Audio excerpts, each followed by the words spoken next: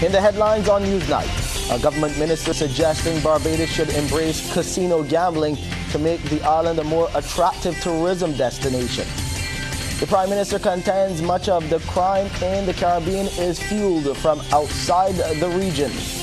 The Arts on show as the BCC's Portfolio 2023 is launched. And in sports, Argentina are the Pan American Junior Hockey Champions. Broadcasting from our studios in the Pine St. Michael, this is CBC NewsNight, starting now.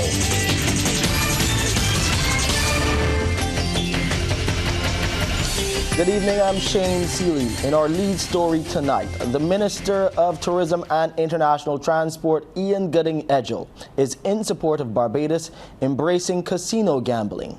Government, in a bid to boost tourism back in 2012, had granted permission for cruise ships docked in Barbados to allow casino gambling. Sharing his personal view on this morning's Q100.7 FM's Let's Talk About It with host Peter Wickham, the minister says there is a place for casino gambling, noting opportunities also exist to build out additional capacity through casino gambling.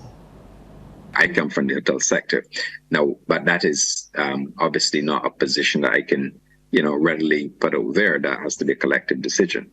But there's no harm in twinning it once you do it the right way, and once you have it in such organize it in such a way that it does not allow, similar to what Bahamas and the other countries do, that you don't allow certain people to go into the casino and then obviously lose their earnings. So it could be structured. It is something that we can certainly look at. And I believe that it is an opportunity. And like I go back to my point, and when the legislative change was done to allow cruise ships in port, when they're home porting, to have a casino license and to operate, I see no harm. It is a natural fit. Well, there has been initial reaction to the tourism minister's stance on casino gambling. The church is maintaining its position against its introduction, and that's the view of the Bishop of Barbados, the Most Reverend Michael Maxwell, speaking to CBC News earlier. Meanwhile, the issue is one which the Barbados Hotel and Tourism Association Chairman Renee Coppin says she will raise with her membership to assess their mood before making an official comment. So what do Barbadians think about introducing casino gambling as a means of boosting tourism? Most of them we spoke to seemed in favor of the move. It could be a good thing for the economy and getting us money coming into the country, and also it could also have a bad side to it, which is bringing negative people and things. Casino gambling could be helpful to Barbados, and I would like it to be exclusively for the tourists.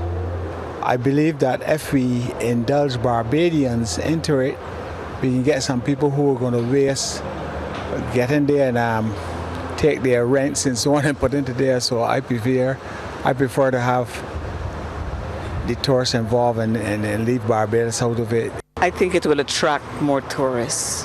Yes, it's a good thing. If the tourists don't come here to gamble, they're just going to go somewhere else. So it's going to bring in some additional revenue to the island. So I think casino gambling for tourists can have its benefits and also its disadvantages, but potentially it can bring more revenue, more exposure to the island that we really needed. More details are being revealed about the multi-million-dollar property to be built on Barbados's Diamond Coast by the United States-based luxury boutique hotel chain Pendry Hotels and Resorts. The announcement was first made during the budget presentation by Prime Minister Mia Amor-Motley, who indicated at the time that the development would result in a slight adjustment being made to the roadway in the area of Port Ferdinand in St. Peter. In a release on its website dated today, complete with an artist's rendering of the planned resort, Pendry has announced that the Pendry Barbados property is expected to be ready by 2026. Pendry Hotels and Resorts says it will reimagine the existing Port Ferdinand luxury marina and residences and will develop a new luxury beachfront resort and residences with architect Robert Glazier and a US-based private investment and development team.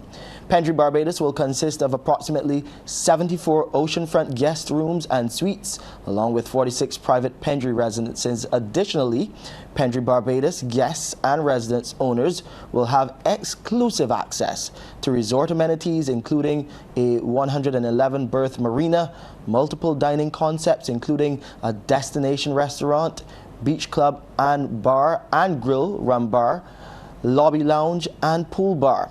It will also feature Spa Pendry with 7 treatment rooms, a state-of-the-art fitness center, expansive indoor and outdoor meeting and event spaces, plus recreation and family-centric offerings, including Pendry's Pinwheel Kids Club and Compass Sports.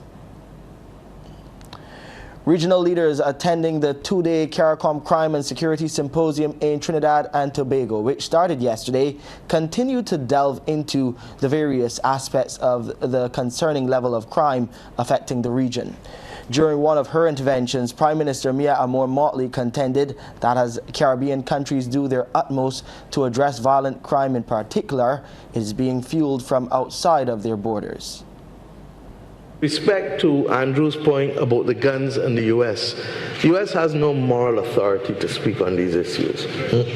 None. And you cannot separate violence from climate, from pandemic, from all of these things. There are development issues, and regrettably, in every instance, behavior that has come from outside of the region is crowding out our ability to spend money on development for our people. And that's why the Bridgetown Initiative we're trying to force. You cannot finance development with 10 and 12-year money when citizens can get 25 and 30 years for a mortgage. It's nonsense. Meanwhile, the Minister of State in the Office of the Attorney General with responsibility for crime prevention here in Barbados, Corey Lane, shared his view that direct intervention is critical in the fight against crime. He says it has proven to work, even as many move away from it and instead adopt technological means and broadcasts to get their messages out. He shared the strides made by Barbados during day 2 of that CARICOM Crime Symposium in Trinidad and Tobago. We have lost the art sometimes of touching each other, feeling each other, hearing each other, understanding each other. And we've moved through technology to doing a lot of broadcasts and simulcasts. So we have our billboards and our ads and our t-shirts. And we forget how to get down and rub shoulders. And by doing that, that is why I'm talking about direct intervention, going back into the community, going into the homes, sitting on the blocks, going to the community centers. And not just broadcasting using our cameras and using our technology. That has been very successful. Also at the meeting, Dominica's Prime Minister Roosevelt Skerritt is suggesting more attention needs to be paid to the mental health of young people, in addition to providing more wholesome activities for them. Sports and physical education have taken second place. Extracurricular activities in the classroom no longer exist. And yes, we boast of the percentage of passes at CXC examinations or national exams, but we fail to pay attention to the 20 and the 30% of those who did not get to the matriculation level. And I think we are focusing on those who do well academically, but we fail to pay attention to the mental and emotional state of our children. Coming up here on Newsnight, the power of the arts to transform lives. We'll have that story and more right after the break. The arts have the power to transform, and that's why the government is putting financial resources into the orange economy. That was emphasized as the Barbados Community College's Portfolio 2023 was recently launched. Wendy Burke tells us that it will give the public the chance to attend various events from April through to May. Portfolio Season 2023 is a definite go and was launched recently with cocktails and performances at the Jean and Norma Holder Institute. Principal of the Barbados Community College, Annette Allen, says the arts have the power to transform lives and communities in a major way. This is part of what we are focusing on at the Barbados Community College. We not only produce extremely competent students and graduates of the various programs, the Arts and Entertainment Management program, which is our bachelor's program, the music program, theater arts, dance, all of them are visual arts, extremely talented, competent graduates of all of those programs. And the reason why that is possible is because we have a cadre of highly skilled and talented staff.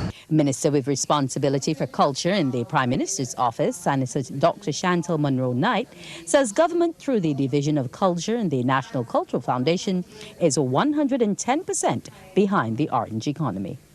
The commitments that were announced in the budget proposals for the expansion in the area of fashion and also for film demonstrate the recreation by this government of the notion that culture and the arts don't matter, that those that participate in culture and the arts are somehow not as good as, are somehow the persons that, just because they have skills and they can do culture, do the arts, that they are engaging in studies that somehow will not make money, will not benefit them. And we understand that pressure, and that is why the government is putting its money where its mouth is. Head of the Fine Arts Division, Zan Ward, says the audience will be able to fully immerse in the performances.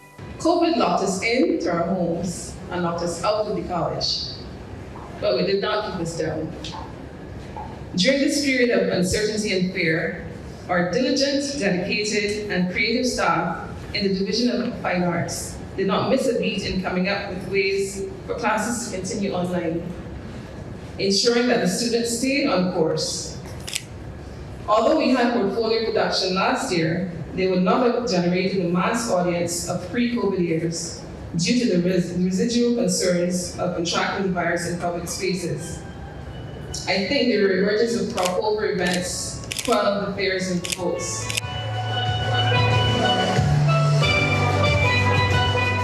The season opens at the BCC campus with a flea market on the 29th of this month and other performances in the areas of dance, music, drama and fine arts going into May. Wendy Burke, CBC News. Thank you, Wendy. The president of the Barbados Union of Teachers, Rudy Lovell, does not want to see any teacher die on the job because of non-compliance with the Safety and Health at Work or SHAW Act. Speaking yesterday at the union's 49th annual general meeting at the Radisson Hotel, he noted that seasonal environmental issues have been presenting them with lots of health challenges and many teachers are falling sick. He said the cow itch and fires are prime examples. While some may argue that teachers have a duty of care to the students at all costs, my counter-argument is that teachers have a duty to care for themselves first, and then the children. And the Ministry of Education also has a duty to care for students and teachers.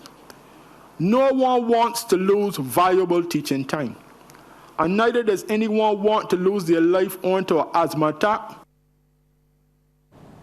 Meanwhile, the featured speaker, Professor Dwayne Devonish, says within the educational system, the trade unions must not be forgotten because they are a vital part of the education reform. We talk about education reform. You come to me as a ministry and you tell me, well, I educate you about this change, I give you all the information you need, and we have this, enabling environment. I tell you exactly the resources I put in place. I engage you and make sure that at every stage of the reform exercise that you were party to it. But the question that will be asked by teachers, by your membership, by other stakeholders, but what's in it for me now? What are the incentives? That is, how are you going to incentivize continually that we can keep this momentum? And that's what we talk about sustainability, that this can be sustained over time. Because I can tell you this, with any change, it's going to be difficult to make that transit, Time for a bit of celebration here on Newsnight. The elite club of centenarians in Barbados continues to expand. The newest entrant to that circle is Clarence Small. Here's more in this report from our Rianne Phillips. For my life, above everything, thank God for life. That's what Barbados' newest centenarian, Clarence Small, looks and sounds like. The former carpenter, whose work not just only in Barbados, but in the UK as well, is predeceased by his 2 wives. And even though he does not have any children, he was not alone today as he marked the major milestone. Friend Michael Skeet, who has been keeping his company for the last 30 years, paid him a visit. I met him through a first cousin of mine. God rest him in his grave. And when he was building, I was the foreman. I made sure the man do what I had to do for his money. And then I landscape and fence up his property. And we keep that friendship for all the years. Several well-wishers also sent birthday cards. Happy to know how much joy your 100 years has brought to all of those who know you. Happy birthday, Clarence. Uncle Clarence, happy 100th birthday. Best wishes, Juliet, Donna, Eve, and Julianne. And the centenarian is still active, engaging in his favorite pastime. He loved dominoes, but unfortunately for him, he was not lucky to give me a 6 love. I always beat him up. And as I beat him, I just get up and done. And do it like that. But as I get out, the last big occasion we had was with Father Charles Morris at my home. We was playing the game after having, a little repast and what's not. I had a 5 love, and he get up. Clarence, it's a pleasure. It's a pleasure being with you for all these years, and I'm happy to live, that I'm alive to see this 100th birthday. I wish you all the best and God's blessing. Cheers. Yes. Rianne Phillips, CBC News. Sports Night, brought to you with the compliments of Great Health Works, agents for Omega XL. Time for sports. Let's go over to Damien now in the sports studio. Argentina in the headlines again, but this time not for football though. Yeah, definitely, Shane. Good evening to you. Good evening to our viewers and listeners. Argentina, as you mentioned, made light work of their opponents, Canada, to take the men's title at the 2023 Pan American Junior Hockey Championships held at the Wilde AstroTurf here in Barbados. CBC's Amory Burke takes a look at that final. Following a week of action-packed hockey, it all came down to this. Argentina in the blue and white taking on Canada for the Pan American Junior Boys title. A quick huddle from both teams, and then it was all to play for. The Argentinians wasted no time in getting the ball rolling as they pressed hard from the first minute of play. And watch as Capuro Bautista dribbles through the defense to then slot it into the right corner. First dibs for Team Argentina. Goal number 2 will come in the 18th minute of play. The ball is in quick place heading downfield as Agustin Bonanno makes all the running down the line. He then crosses to set up the play, and it's Paulita Bautista with the final say. It's now a 2-0 scoreline. 5 minutes later, the celebrations will continue, as was Capuro yet again to make easy work of the defense before blasting this past the keeper to make it 3-0. And he will be right back at it 4 minutes later. The ball is in the goal third, and Capuro leaves the defense and the keeper in shambles yet again. Top left corner for goal number 4. And this would be the halftime score. At the start of the second, the Canadians would get on the scorecard when they gained a penalty after this mix-up in front the bars. And stepping up to take it was Sidhu, and he makes it count. Canada is in the game. Will that put more fire onto the sticks of the Argentinians as they push toward the goal? But on this tackle, they call for a high stick, and the referee asks for a third umpire review. And after deliberation, a penalty corner was awarded. And in the scramble for a conversion, again the Argentinians saw their Canadian opponents have infringed. And the umpire goes for a second review. This time it will be a penalty awarded. And who best to step up and take it but Capuro? And with the keeper's foot over the line, it was given. The score is now 5-1. I hope one more for good measure, all for penalty corner. And it's Manido Inaki with the final say. Argentina take the Pan American Boys title with a 6-1 win. So the final podium standings look like this. With the bronze medal was Chile, who beat the USA 4-1 in the third place playoff. Canada, losing finalists, would take the silver medal. And it was gold for Team Argentina, who also ended the competition unbeaten. Anne-Marie Burke, CBC Sports. Well, the Henderson Lane Memorial Drafts Tournament has reached the halfway stage at the Ruben Yami Draft Center in Lodge Road, Christchurch. Trevor Howell leads the way after securing valuable points over the tournament's 2 top seeds. Howell in the blue shirt defeated number 1 seed Ronald Suki King in round 4. Then he drew the second head-to-head battle to collect 3 points. He turned his attention to the number 2 seed in Jack Francis in round 5, where he drew 1-all to move to 15 points, the same as Suki. Francis sits in 3rd position on 14 points with 5 more rounds to go in the tournament. Carson Farley and Winston Lowe round out the top 5 with both on 11 points. Farley lost to Suki 3-1 in the 5th round, while Lowe drew 2-all with Michael Barker. The action continues on Thursday from 7 p.m. Leading business tonight, we hear that as Barbados moves to secure additional airlift into the country, the Tourism Minister, Ian Gooding-Edgell, says tourism officials are mindful of the rising cost of airfare. The situation is one that will be raised during planned meetings with senior airline officials. The Tourism Minister was a guest on Let's Talk About It on Q100.7 FM with host Peter Wickham. Obviously, what we're noticing in worldwide is that there is a growing trend where the airline industry, through their revenue managers, are seeking to maximize revenue. That is the challenge that we are faced with, because once we have airlines, we have no control over the airfares. And I'll start by saying that. But it has reached a point where we have to be very careful, because as you correctly identify, if you have airfares that are too high, you run the risk, obviously, of reduced traffic to the destination, and we don't want to have that.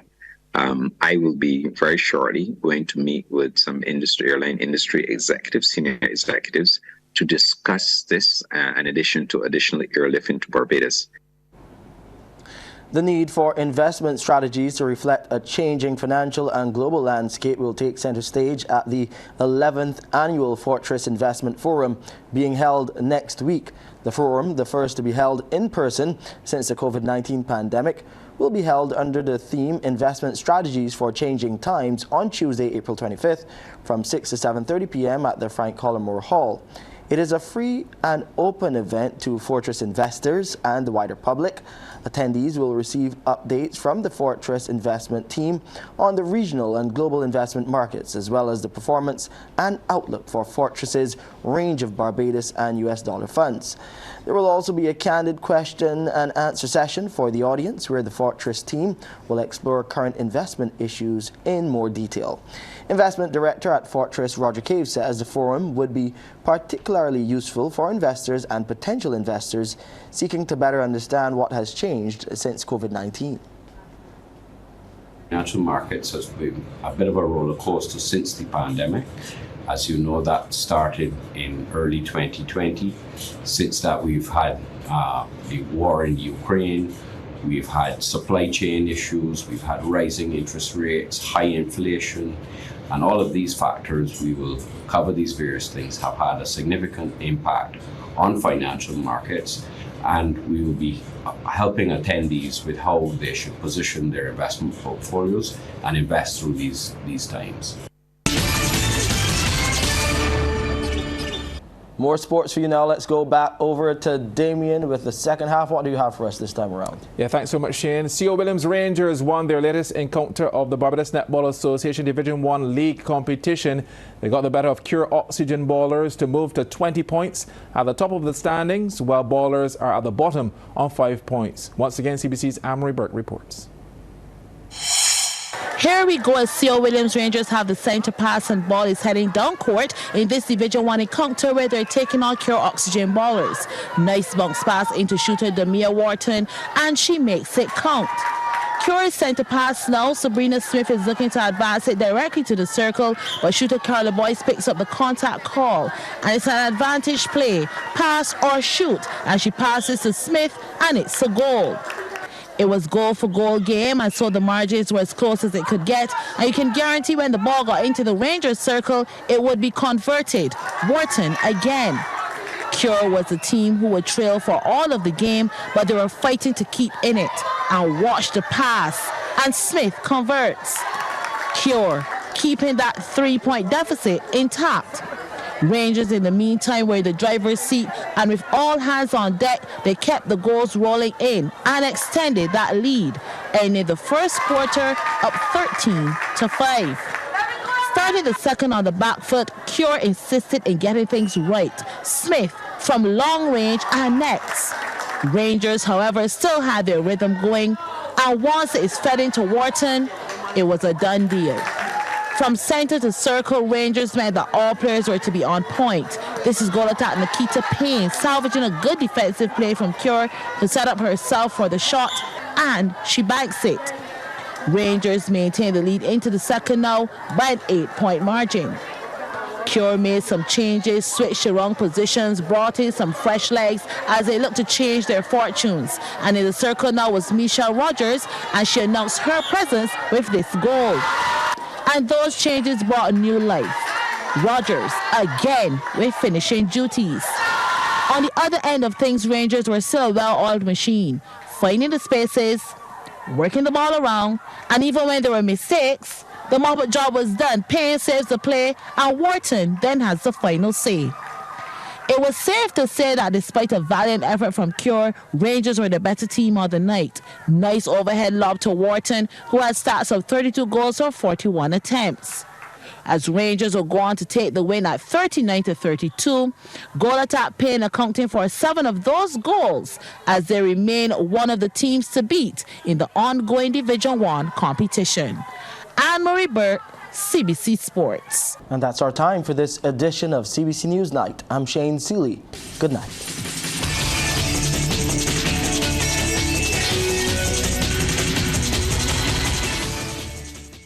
Thanks for visiting us. Now, if you want to see more stories like this one, like and subscribe to our YouTube channel. And you can always go to cbc.bb for the latest news and current affairs.